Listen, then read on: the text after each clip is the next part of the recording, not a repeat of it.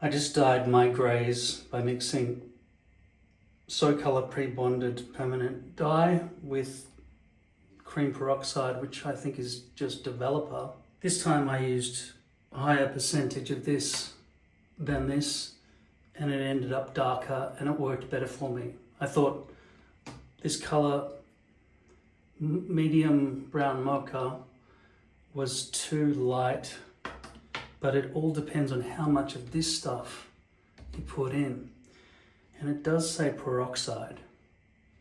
I don't think this stuff is that expensive. I'd have to look up the price for you, but generally speaking, when I bleach the front hairline of Hairpieces to deal with the doll's hairlines or the squished ants, I usually buy this stuff. This is $15 a box, and it doesn't go very far. I mean, once you've opened it, you've got to throw it away. You've got to use it, and then there's nothing else you can do. But right now I'm going to run an experiment using this hairpiece that I just pulled out of the bin.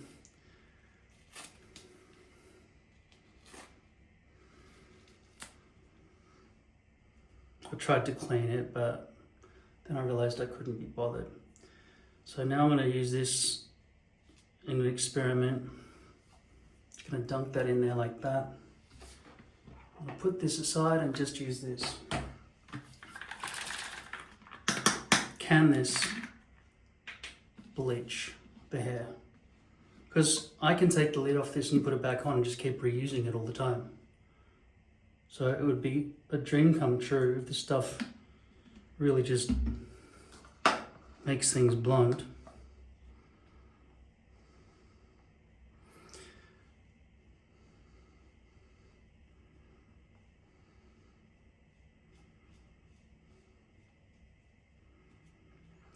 Just in case, I want to go all the way to the front edge so that we can have a look at the doll's hairlines right up on the front there and see if it can actually penetrate, which I think is impossible, but see if it can penetrate into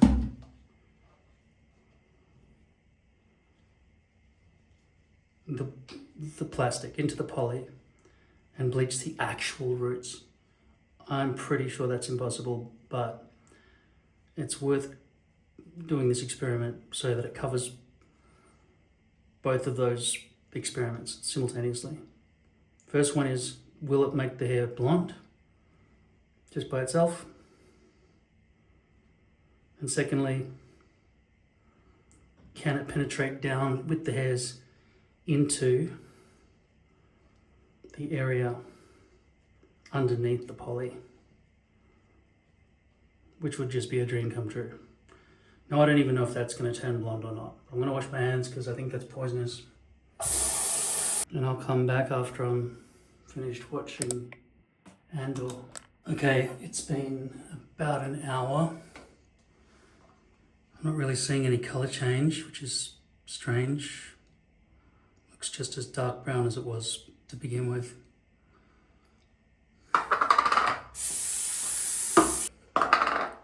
So, has it lightened at all? It looks like it hasn't. It looks like there's absolutely zero lightening, really. So, potentially this stuff is a catalyst that only works with this kind of stuff. But how small an amount would it tolerate? Could I put a tiny pinch of this in and then a whole bunch of that and then it would turn blonde? Let's test that.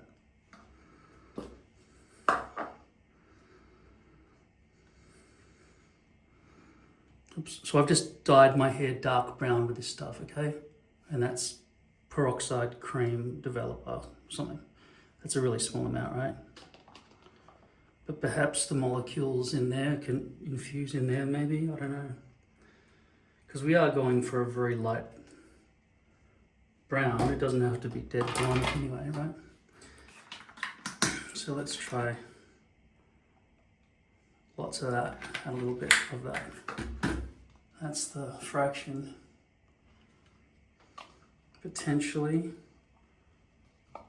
the color would become very blonde. Maybe, I don't know. Because when I used more of this stuff, it made the hair darker, and when I used more of that stuff, it made it less dark brown. I don't know if we can achieve blondness though. Let's dunk this stuff in here.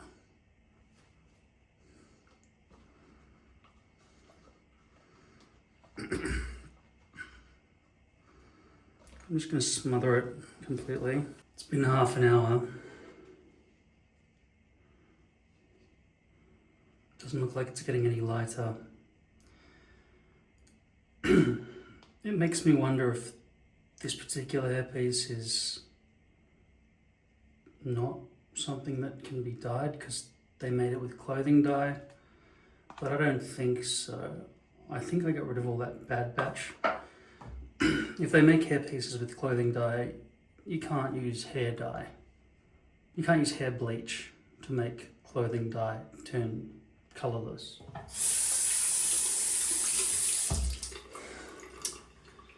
Moving on, that experiment failed. Okay, so I just bought this to help me breathe because I've got a deviated septum. Okay, it came with a whole bunch of attachments. Cheap plastic shit from China, $11. It gives you all these different nostril wideners, nasal dilators, I think they're called. Right, I looked at different things, you know, the stuff that you put on the top of your nose is supposed to be like a hard piece of plastic that tries to straighten, and it uses glue to try to stick to your nose. No, it doesn't stick. It peels off immediately. And there are other ones that use a couple of stick-on pieces of metal, and then you put a magnet, which is just the same thing. And once again, it's relying on glue to hold those pieces of metal down. So it's not something you can just take out and go and answer the front door. It's all a big setup. You don't want that shit. These ones make your nose whistle, and there are different sizes, right? They're supposed to go up deep in your nose and widen up here, this little top part, but I found that just widening the base works best. So this is the very largest of all of them, and all the others were just simply uncomfortable. And it's amazing, I can actually breathe, because I found myself the other day just sticking a USB socket up my nostrils just to try to stretch them open. I'm constantly doing this and holding my nostril open, so it's like alleviate, you know how I get so angry with heat. It's not just the heat, it's a history of post-traumatic stress disorder, but current stress disorder. I know it's a disorder with me though, it's a stress from the person who's doing it to me, people. Anyway, this experiment's failed. I don't trust this high lift peroxide to make hair go blonde. I don't know why it doesn't work. My hair piece, okay, here's something else. Here's something new. It's not really new for most of you, but it's April, well now it's May, so all the leaves are starting to fall off the trees. So it's called autumn. And so I'm not sweating all the time. And I decided I'd give this a go. This is, I'll give you a little unboxing video, okay? This is called Ghost Bond Platinum. I've used it before. I've used every Ghost Bond. I've had them all lined up. This is a water-based glue. The reason I decided, what the fuck, I don't care if it doesn't stick properly. I just can't be bothered dealing with a sticky forehead and having all the stick. Once it peels, once this stuff peels at the corner, at the edge, it won't stick back down. It just, which is good if you don't want stickiness everywhere. If you can apply it and it doesn't move, if you don't brush it hard, it can stay in position. Now I've got this bad habit of when I lie in bed just picking away at the edges of it and everything else. But when you have a brushed back look, if you can clear up those doll's hairlines and dead and squished ants and everything using bleach, or by having a blonde hairpiece and dyeing the rest so that the roots remain blonde, invisible, then you can brush it back, because then the fake looking roots are not visible to people who look you in the face. If you're sitting across the table from somebody, if you're just standing like I am with you right now, but with a real person, you don't need to have to worry about constantly covering over your front hairline. You can just have it brushed back. Now, for me, having hyperhidrosis, I would say, which means hyper-excessive hydrosis water, osis, what's that mean? I think it sounds like a disease. Emission, extra water emission, hyperhidrosis. I'm thinking that's what it means. I sweat constantly all the time, and this stuff has never worked. And then I read on the description, the platinum version, this one, is supposed to deal with people with oily skin, sweaty people.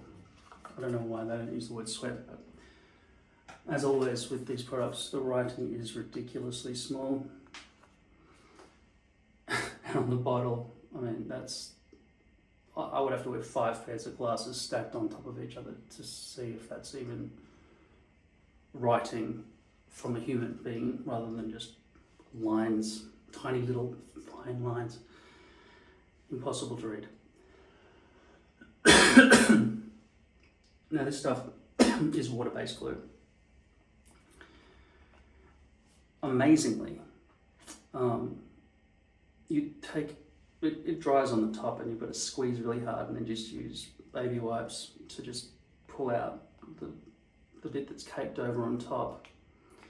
But it spreads so thin.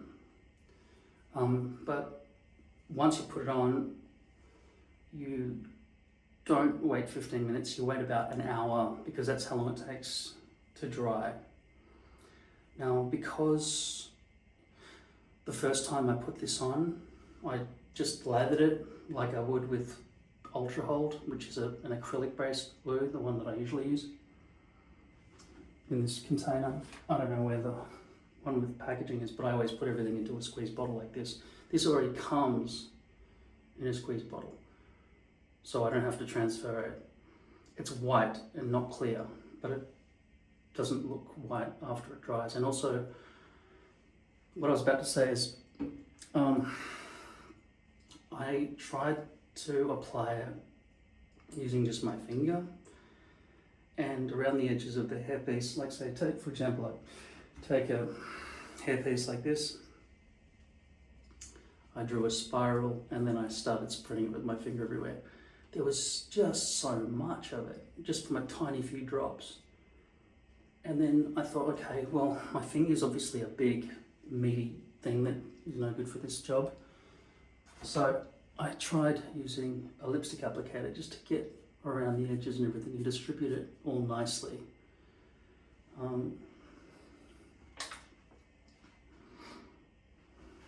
Here's one I did earlier. This is Teflon paper. So that's got Ghost Bond Platinum on it right now. Okay, that's ready to go.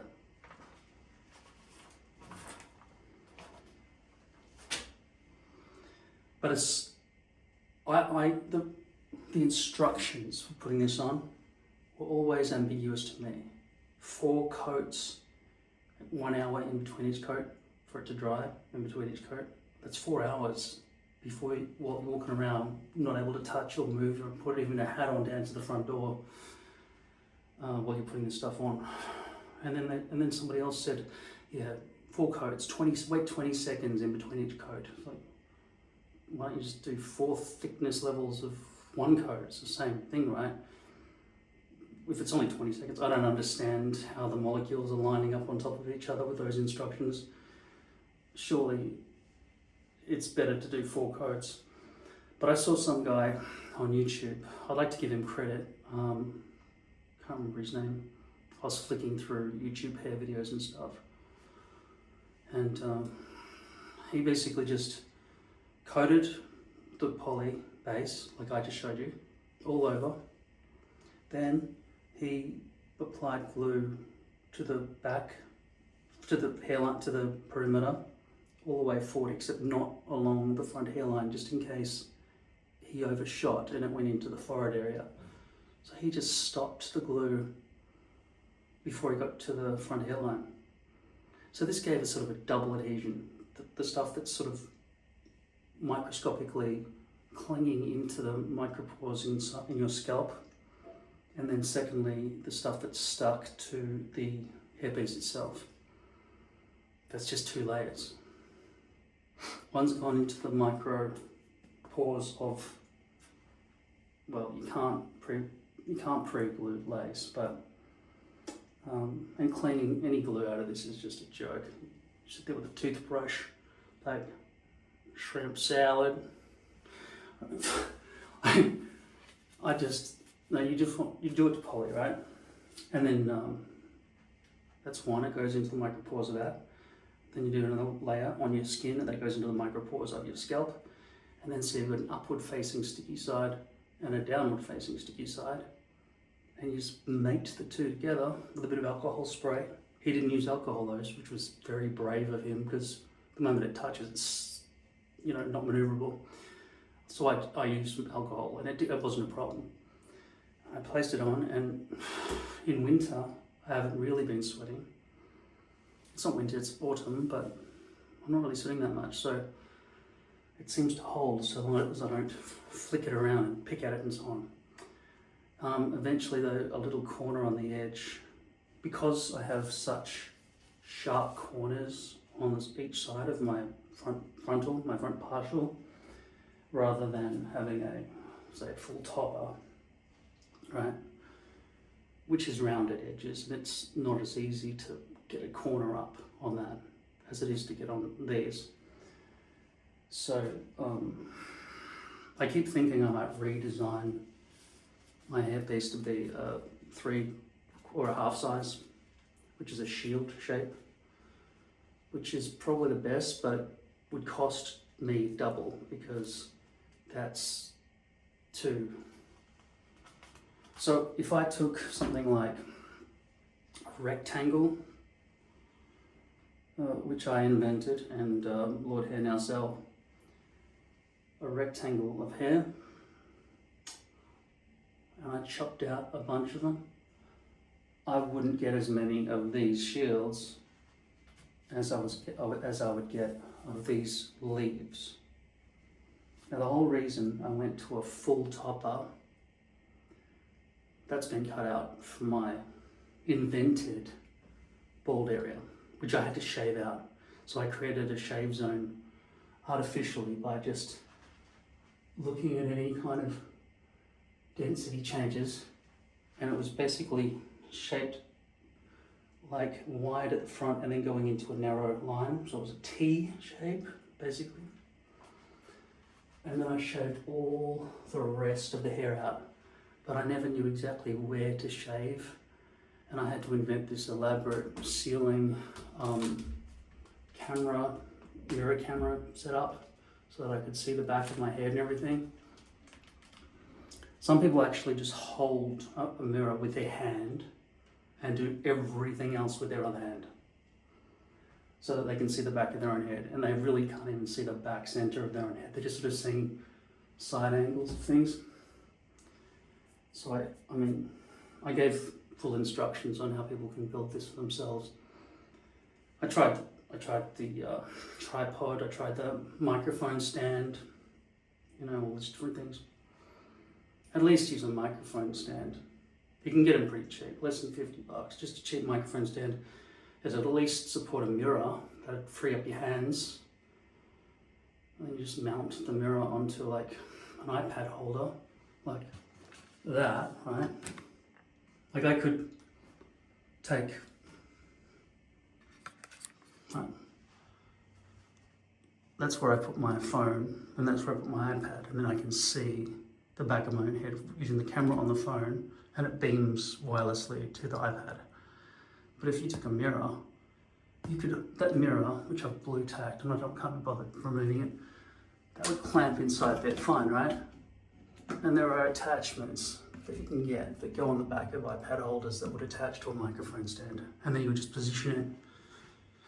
You wouldn't use a camera tripod because that can't lean out towards you and stuff.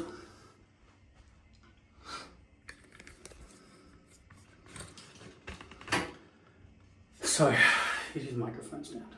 If you don't want to drill into the ceiling. But like I've explained many times, with my modern adaptations, all you're going to be left with is a metal spigot sticking out of the ceiling, because that whole thing detaches just by screwing that over there, and then it unlocks and the whole thing comes off. And yeah, that was months of research. It was almost 50% of the whole transition from going from a front partial to a full topper. It wasn't a waste of time, because there are some people out there who are considering doing it, and my suffering helps them.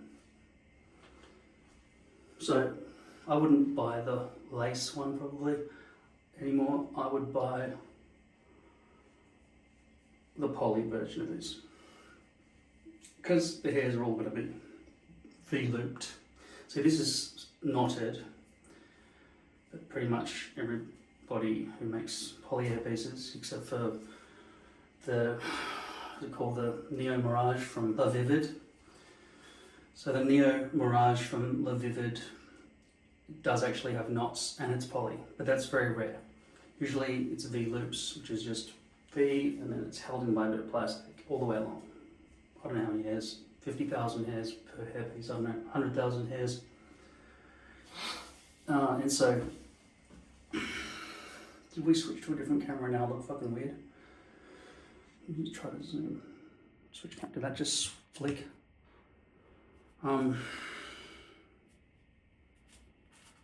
So far the platinum Ghost Bond has been holding my hairpiece on.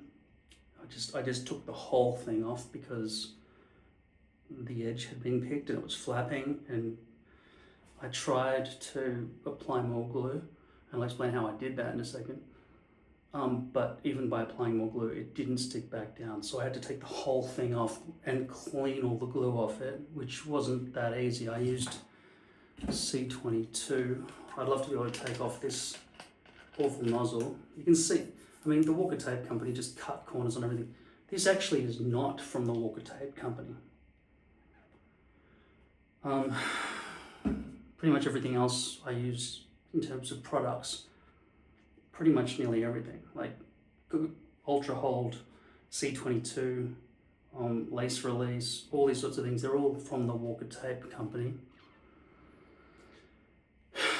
If this has a company logo on it, my eyesight's not good enough to see what it is. Anyway, when you apply this, a lipstick applicator is not good enough. So, I always wished I had some kind of disposable brush, right? Now, Ultra Hold comes with a little brush in a bottle, but it's coated from top to bottom with glue, so every time you pull it out, it's all just dripping everywhere.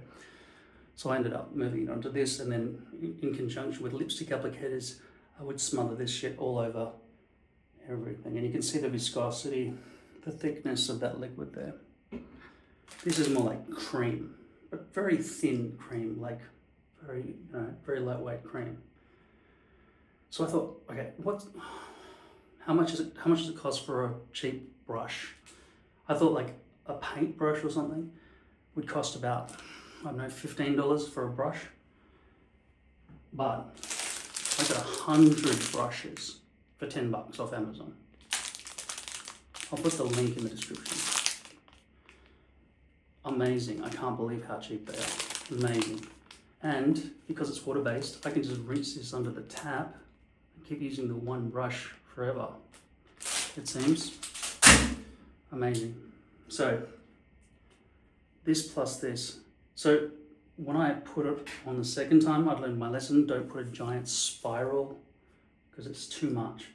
I just put a single thin line and I just brushed out towards the edges. Sorry for not showing you any of this, but I didn't feel like filming myself doing all this stuff. I just couldn't be bothered with it. Okay, I've got too much going on in my life.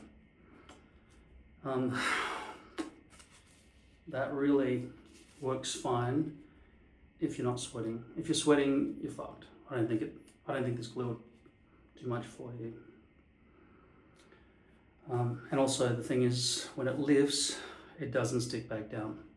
So when it did lift, I put a little bit of this stuff on the brush and just lifted the flap and did all that, and then held my hair in place with these things. I don't know if I put these in the description already, but these are sometimes, they're sometimes more useful than just a normal hairband, okay?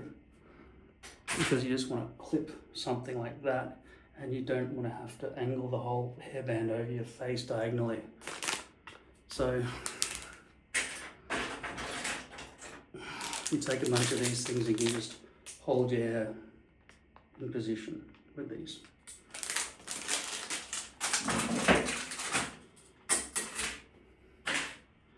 Okay, so there's some insight into the new stuff that I'm doing at the moment. I don't know how long I'll stick with Ghost Blonde Platinum before I go back to Ultra Hold, but I realized, because I never see anybody or ever go out, I realized I just need it for just getting in the car and going down the street quickly, or going and answering the front door, or going and getting the mail or something like that, because I don't really see any people. And if I'm going to keep pulling it off and, you know, being annoyed by having a headpiece on, I might as well just have something as weak as a post-it note stuck to my head. I wouldn't dare tug on this at all.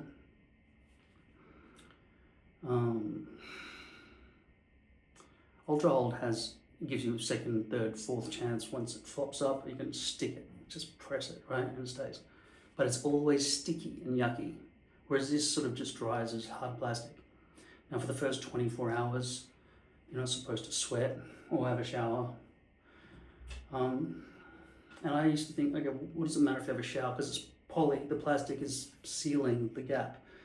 And it's not just about water creeping in between your scalp and the plastic. The reason I think this is because I heard somebody in a watch shop say that it's under warranty. Like the warranty will be honoured if a watch breaks that's water resistant or waterproof up to 10 meters or whatever, if you go into water, but not if you have a shower.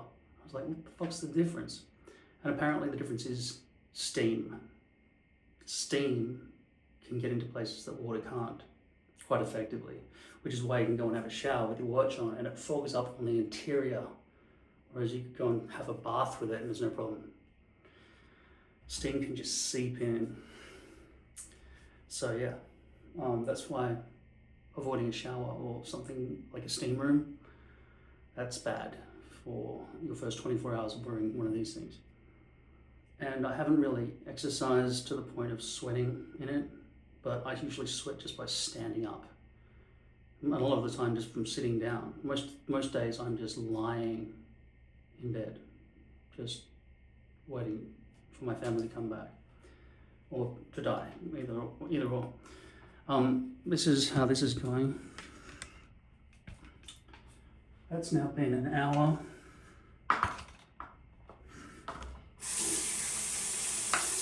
Just remember, I pulled this out of the rubbish bin. Do you see any blending as a result of my experiment at all? Me neither. That's not very logical. But I can tell you that after 2 hours of being fully immersed in this stuff, it has not had any effect in making this thing blonder. Okay? Experiment complete. Just one more thing, just so you don't think this video is useless and devoid of information, as all my videos are mostly fucking useless apparently. This thing rotates freely, that shouldn't, so when you grab it, it's slipping around in your hand. Also, it's really a sharp straight line of liquid, and it's either on or off. It's just cheap Walker Tape Company shit. But this liquid inside is of some use, right? C22, it's useful. So I thought maybe I could just swap out this terrible squirt gun with something with more of a fine mist spray, like the one that came in here. And I thought I'll transfer that into this bottle. And I thought that would be dangerous because I'm always squirting this in my hair. I love this stuff. So I thought I need to be able to see that it's yellow, so at least I know it's C22.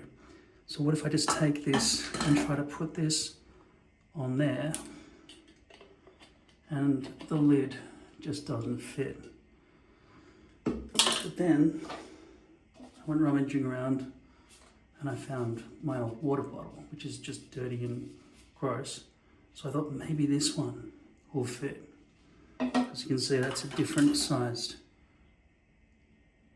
screw. Hopefully that's long enough as well. And this one has an adjustable nozzle, so you can choose how wide you want the spray. Let's see if it fits.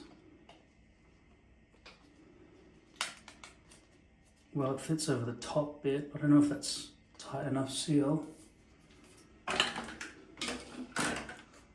Let's just see. Yep. Can you see that? We've got a very wide spray now. And if I rotate it,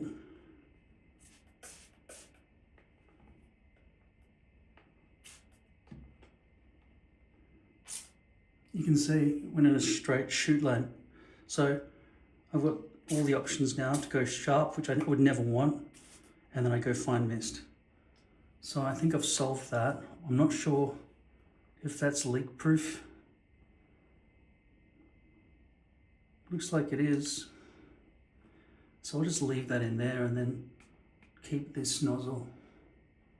So if you ever buy the large Walker Tape C22, just make sure you buy a different spray nozzle lid so it becomes useful, because the one that comes with it sprays in a really sharp, like useless way. Okay? And also it's been designed so that it just, while you're holding the bottle, it's just spinning freely around in your hand, whereas this one is locked, so you've got proper control without it spinning around in your hand while you're trying to squirt it towards yourself or whatever else. Okay, so I hope I've solved a few of your problems and your pressing questions, and even answered questions you didn't even know to ask.